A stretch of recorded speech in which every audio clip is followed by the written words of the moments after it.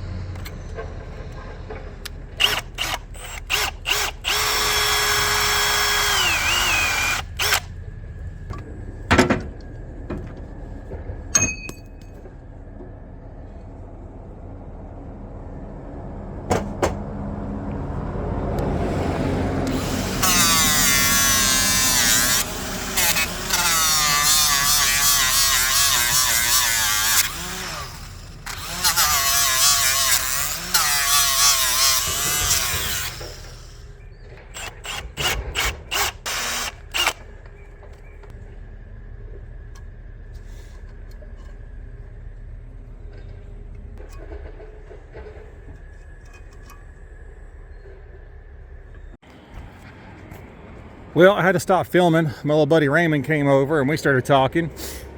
And I'm running out of daylight, but I got it done. It's definitely not perfect, but it is way better than it was. This will actually, you know, it's got serrations.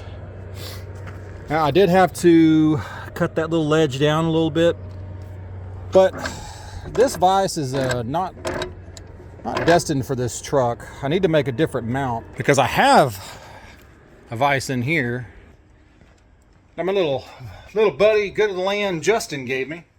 I'll show you guys it. It's got a much better design for a mechanic. I forget what they call them. It's called a rotating vise or something like that. He bought it at Florida Flywheelers years ago. At that fella. But I have it mounted on my vise stand, so I want to take that one off because this one, once you loosen this part up, these jaws rotate 360 degrees. And that makes it, it gives it a lot better, you get a lot better use out of it because you can like put a drive shaft in it or something. But hope you liked the video, short and sweet. Definitely need to replace the vise on a service truck, but I'm gonna have to build another mount for that one over there. And that's a project for another day.